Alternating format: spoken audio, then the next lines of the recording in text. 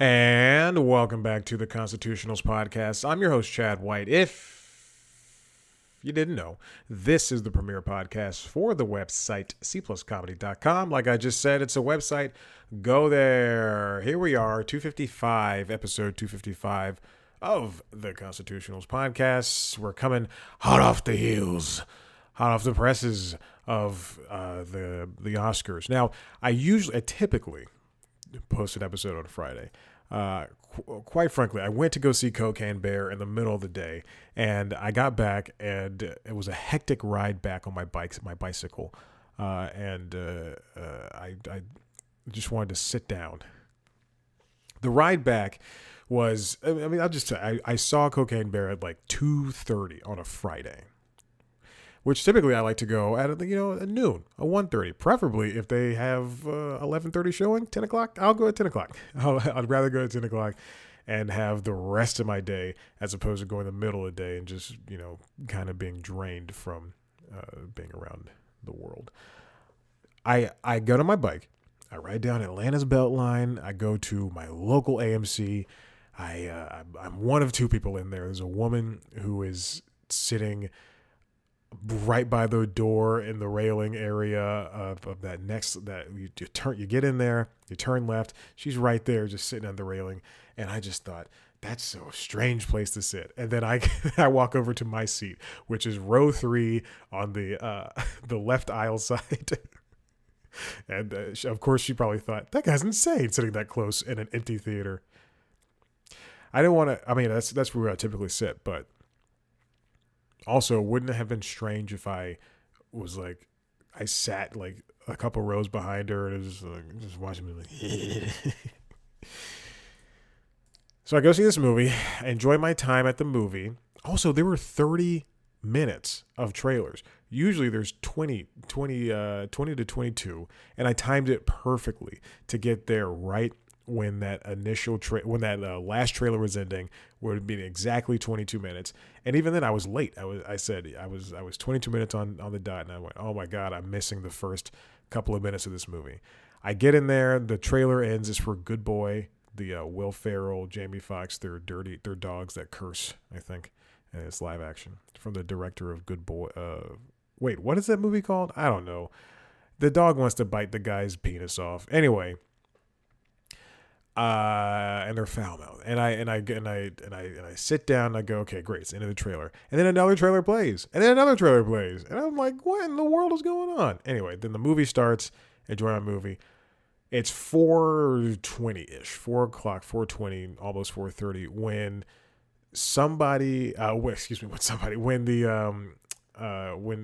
when I did not know school lets out. I thought kids don't go to school anymore. I hop on my bike, get on the Beltline again, riding through, dodging people. It's not bad or anything. And then I get to a point where I know there's a school, and it was detrimental to my health. It was horrible. I was literally weaving in and out. Kids are pushing each other. One little girl. If I see a bike coming in, I'm that small, I'm moving out the way, because this guy is 166 pounds, all muscle, and he is going to hit me, and I will die as a small child. One little girl pushed another little girl into me, almost into me, and I just heard her go, "You almost made me hit that bike." All these kids were just walking on the Beltline. It was just truly a sea of children. So I had to hop off and hit the street. Did not have a helmet. I understand that is dangerous. But also I was on a pathway where I wouldn't necessarily need one. But yes, I know. Get home. Did not record the show. But now I can. I did not even start the timer for this 5 minutes in. Hey, let's talk about actually, you know what? Let's do this first. Let's do the small stuff first. Then we'll get to the Oscars in a second. Paramount last week mentioned that it was kind of interested in selling off part of its stake of BET, and that's their first story. That's where we find our hapless hero. This comes from a Hollywood Reporter, written by Alex Weprin. Tyler Perry, Byron Allen, BET majority stake as Paramount explores sale. Paramount is trying to whittle down the things that it does not need so that it can really focus on Paramount Plus as its streamer, as well as the networks that it wants to support. Now, with that being said, BET, VH1, and BET Plus which is the streaming service for BET, are said to be for sale. Now, it does not mean that Paramount is going to get rid of them. It just means that they don't want to have the financial responsibility of having to put shows on them or any of, they just want less of a stake. Sources say that Tyler Perry's one of them, one of the people that's interested in purchasing BET. They caution that both discussions around the sale are still in early talks, and there's no guarantee of transaction taking place. There's other parties, including Byron Allen, who owns the Weather Channel, as well as the Grio, which is a platform I wrote for once, or I shot video for twice, rather. And did I get paid? I did. How soon after did I get paid? How soon after the publishing of those videos did I get paid? If you would say a month and change, you'd be correct. And then I shot video for them, and I pitched like 2 stories, and then we did them. But I did the thing, and I spent all this time in Kennesaw, at Kennesaw State. It was a story about racism at the school, and I interviewed like this one guy, and I interviewed so many people who also did not want to talk to me. And I did all this work. It took me a whole day. And also, if you don't know, Kennesaw is 40 minutes away from the city on a good day with traffic. On a good day with no traffic, not a lot of traffic. And I sent in the video within like a day. It's like 11 minutes long, which is too long for a story. Yeah, I get that. But I sent it in, and then the editor has the audacity to go, "Hey, can you come back there and get some more interviews?" And I'm like, I put like maybe 5 or 6 interviews in there. He's like, "It's too long, and also can you get more interviews?" And I went, "Excuse me, I do not have I specifically meant I do not have the means to get back up there because it costs so much, and I had no job with the exception of like walking dogs and that." Oh man, it was bad. And then I cut it down, and then they just, I don't even know if they uploaded it, truly. But I know it's on my channel, youtube.com/Chad C. White, I think. I don't know if that's the thing or not. BET didn't really fit in with Paramount's portfolio. And to some extent, MTV doesn't. I understand why they want to not get rid of it. I want to understand why they want to invest less in it. But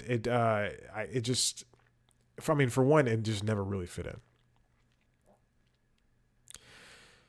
BET Plus, for example, counts Perry as an investor, while BET Studios counts Kenya Barris and Rashida Jones as stakeholders.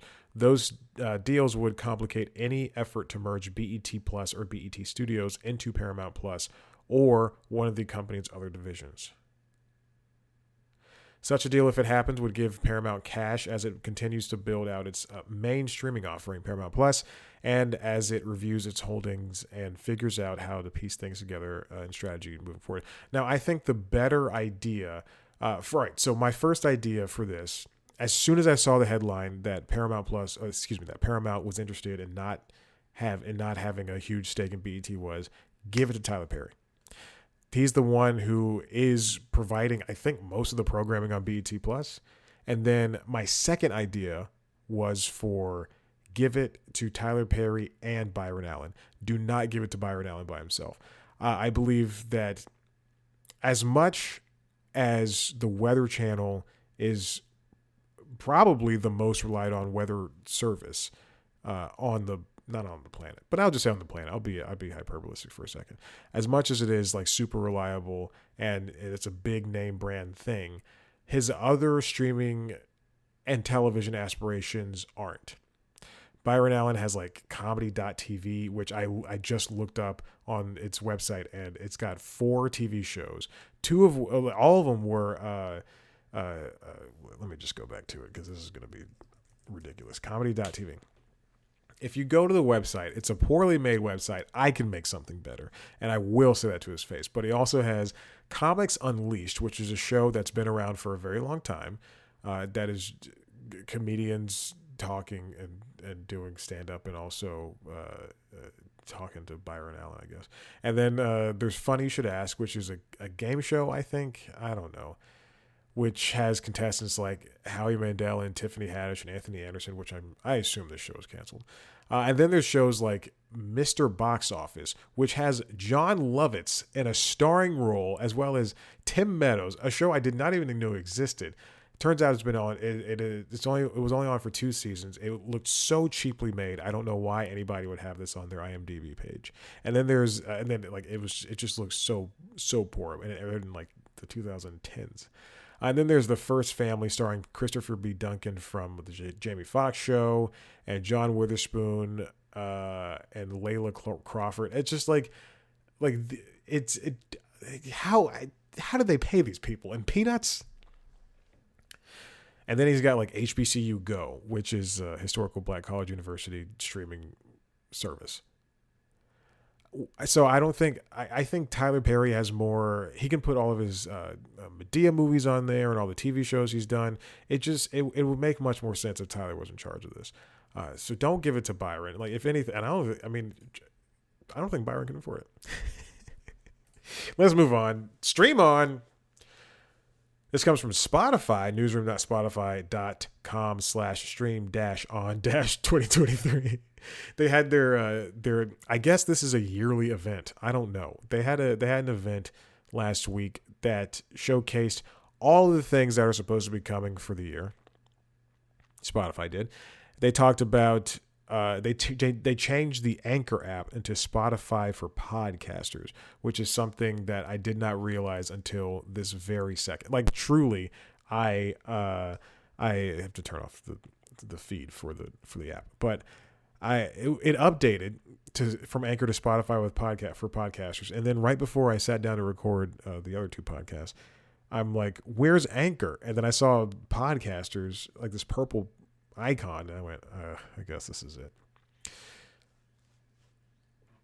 What did they announce at this thing, this event? They announced that Hassan Minhaj is going to be the returning as the Riddler in his own podcast series. Apparently, he was on a Batman podcast series for Spotify. What else is going on? Markiplier's got a podcast, and they're doing video podcasts there. Markiplier's from YouTube.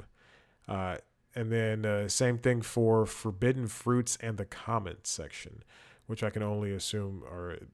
Never mind, I'm not going to make a joke. It was going to be rude.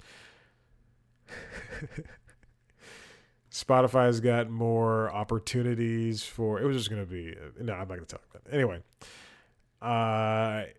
They talk about more opportunities and features for creators during the Stream On event.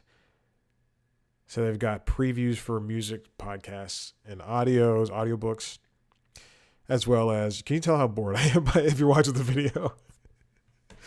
By reading this incomprehensible press release. New feeds for discovery on search. Oh, the personalized AI DJ, which I found, which is pretty good. The AI DJ is a really, really good aspect of this new thing. But that's been out. That was in beta for at least a week prior to that. And then Smart Shuffle. And apparently, I believe, there is a number I do want to mention. Oh yeah, they have a new TikTok-like feed. So if you want to scroll through in a TikTok-like fashion of Spotify music or music on Spotify, then that's how that is. Announcing new expanded Spotify originals and exclusives. This is the better link. I don't know why this press release wasn't here in the first place. All right, this one press release has everything, so it's good. Okay. So there's a new way they have a new way to scroll through TikTok, scroll through Spotify in a TikTok-like fashion, which I'm not truly a fan of. But that's what we have to deal with. Spotify is continuing to reinvent the wheel for streaming. Unfortunately, it's still convoluted because they want Spotify to be the one-stop shop for all audio. They want you to listen to podcasts, audiobooks, and then also, hey, we have music too. Which is just you're bogging down your app. Just have a different app for Spotify podcasts. And that way it can be feature rich, as opposed to here where I think they're missing fast forward. I think they're missing a lot of other aspects of it. Hey, let's talk about Oscars and streaming. Let's talk about the Oscars. That's a good one. There were some great moments that had happened at the Oscars. We have a lot of great representation in terms of Asian and Indian people descent. It was fantastic. I mentioned this on Late Night Lately. I don't know if you listen to that podcast, the late night show. It was. I thought it was a fine show. I do think Kimmel's a great host. I do think he spent way too many jokes on the Will Smith Chris Rock slap, and it to a point where it was in bad taste. I like everything is up for a joke. That's completely fine on my watch. But I do think there's a point where, and I say this about even Chris Rock's special that came out on Netflix, the live special. And I'll say this about Dave Chappelle. I'll say it about Joe Rogan, the rest of the people like that. When you make jokes out of hate, they're just not funny. Like when you make a joke, when Chappelle's making jokes about trans people, and it continues to be jokes about trans people, when you do a special about that, then it just becomes this kind of angry, bitter thing that I find in a comedian very unattractive. And I mean sexually.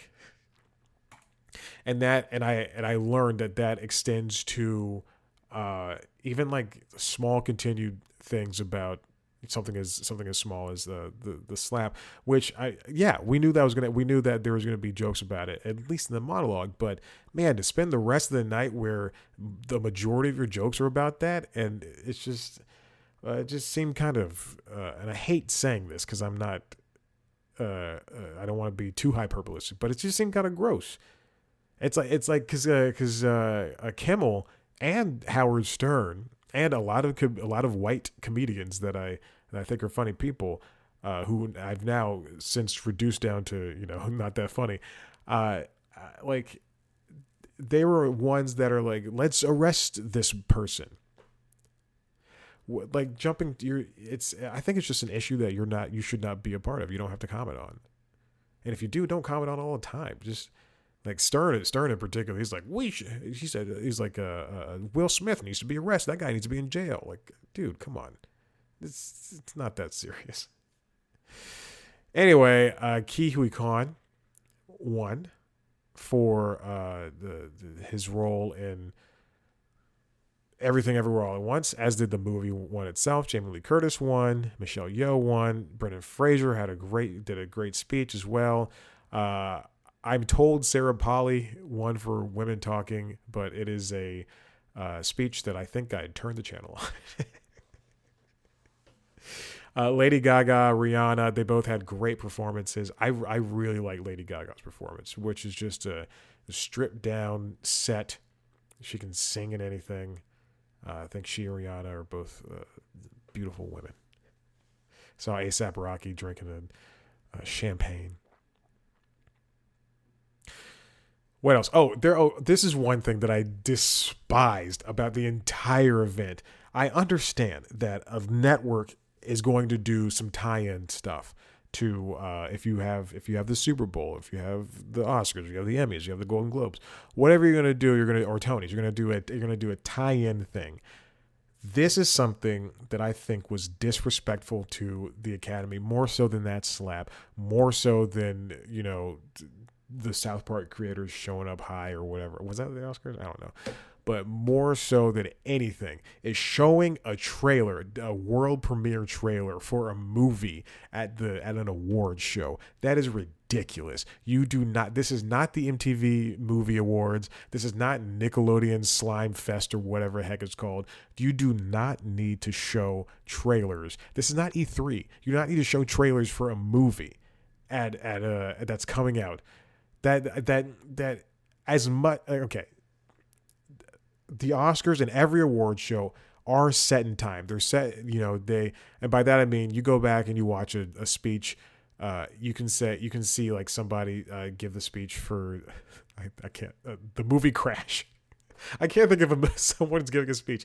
We can go back in, like in 10 years, we can go back in time and go, hey, Brendan Fraser did a great job giving a speech for his win for The Whale. But when we look back in time at an Oscar ceremony, we're not going to look fondly on the trailer for The Little Mermaid, which is insane. That is so stupid. That was the worst move you could possibly do for something like that. We do not need to sensationalize this, even though it's already sensationalized. All of the categories are back, including the shorts, which was great. And then Jimmy went down to the audience to have like 3 seconds of interaction, which I don't think worked out. Elizabeth Banks brought out Cocaine Bear, and it popped up twice, which was unnecessary. And her voice was wrecked. I don't know what happened. I don't know if she did karaoke the night before, but anyway. Not to won for Best Musical Number, which was fantastic. I love RRR. That is a great movie. Sit down for 3 hours, watch that movie. I promise you, your life will change. I guarantee that. What else happened? What else happened at the Oscars? That's about it. People are mad about the fat suit winning for, The Whale, the makeup winning for The Whale. It was good makeup.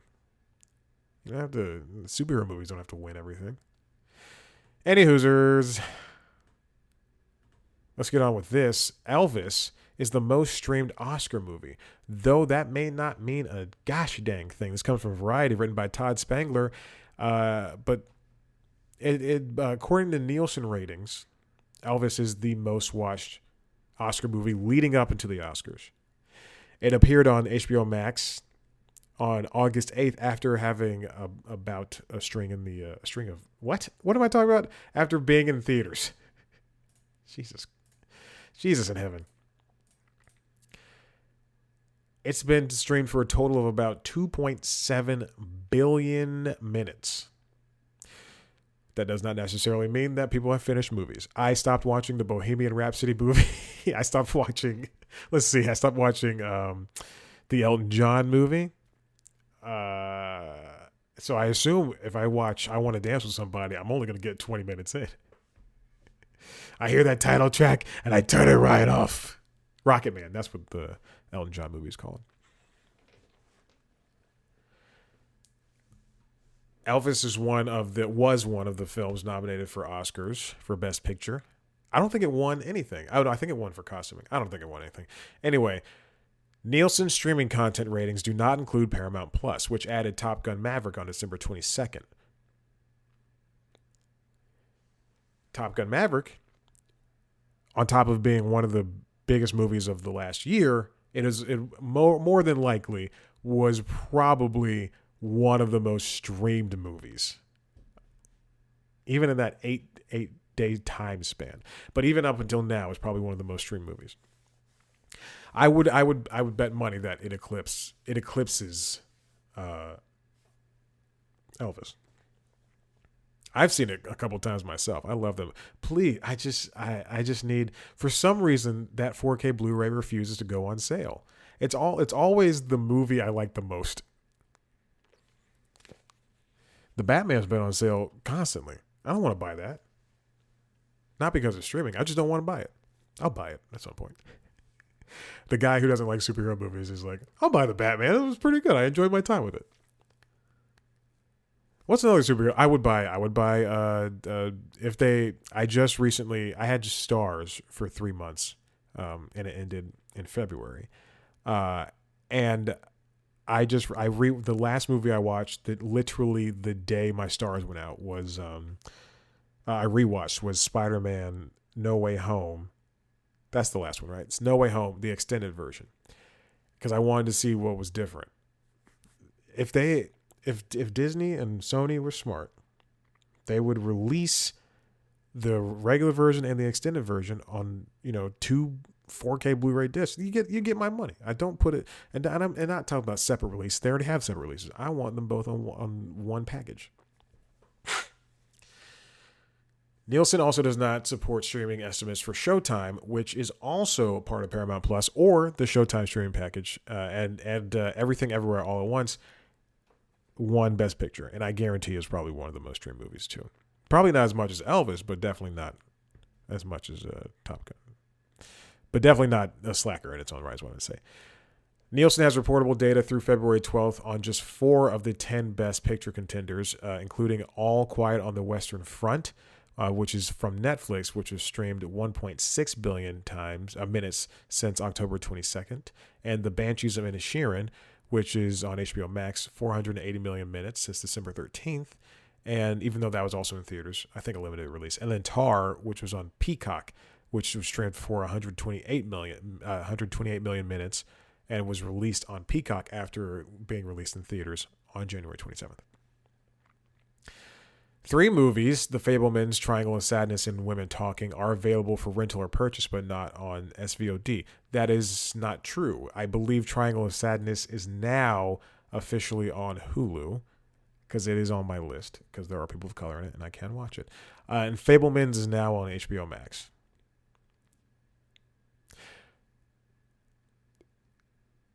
Glass Onion has 2.89 billion minutes from December 26th to January 1st. Hocus Pocus 2, I don't think that's even not gonna. Let's go to Black Panther. Wakanda Forever has 2.27 billion minutes from January 30th to February 5th. What do we get out of this?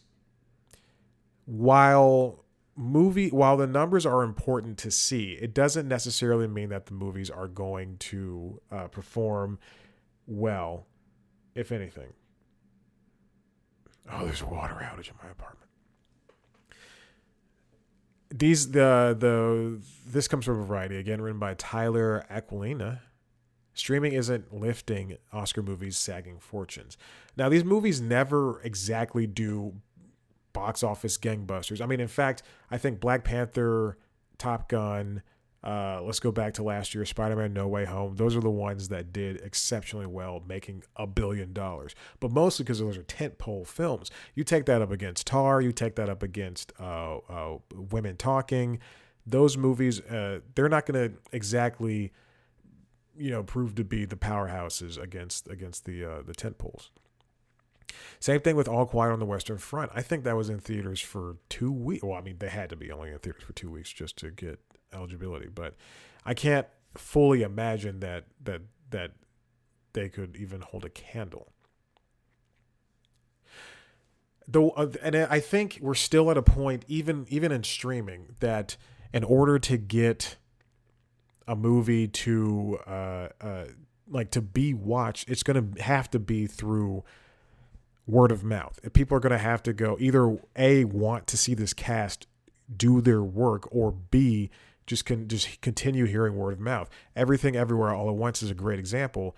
That's a movie that stayed in theaters for as long as possible and didn't hit streaming until later in its life cycle. I mean, I think I bought it on Blu-ray before it hit Showtime streaming rather. 4K Blu-ray, by the way. We don't spend money on regular Blu-rays anymore, unless that's the only format. I think I was looking at Reno 911, the movie. I have the original. I have the first edit they did, not the theatrical edit, but the unrated version that came out. I need to get the other one, and that's also on DVD as is the first one. So that's the only, and that's never going to go to Blu-ray. I don't think it'll ever have to go to Blu-ray. And I love Reno 911, but it's not going to go to Blu-ray. I'm also watching some of the new show on Roku. I do not have a Roku, so I have to download the app. The app is not on Android. I have to download the app The app is not on LG TV. I have to download the app. It's not on Chromecast with Google TV. I have to download it on my iPad. And then I have to screen mirror it to the LG, which is ridiculous. And then I can't even use the iPad for the 30 minutes. Which, yeah, watch the show, blah, blah, blah. But still, it's stupid. Roku, put your app everywhere.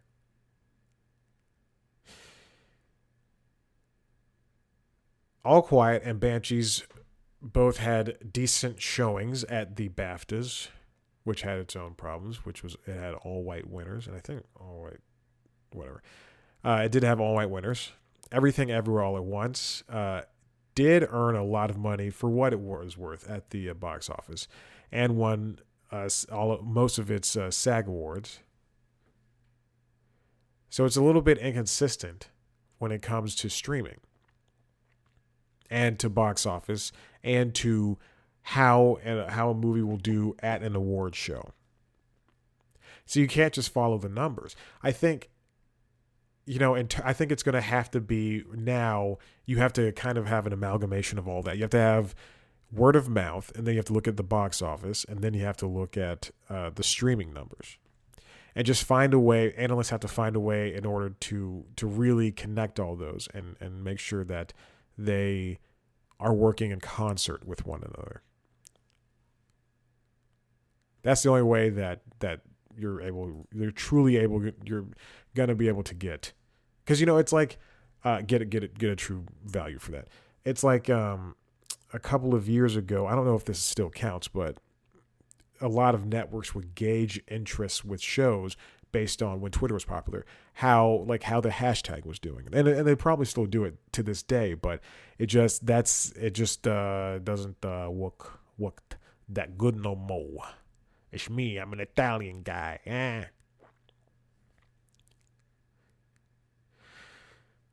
Okay, that's it. That's all I got. Listen, if you like what you heard here, head on over to cpluscomedy.com, where you can listen to our other podcasts.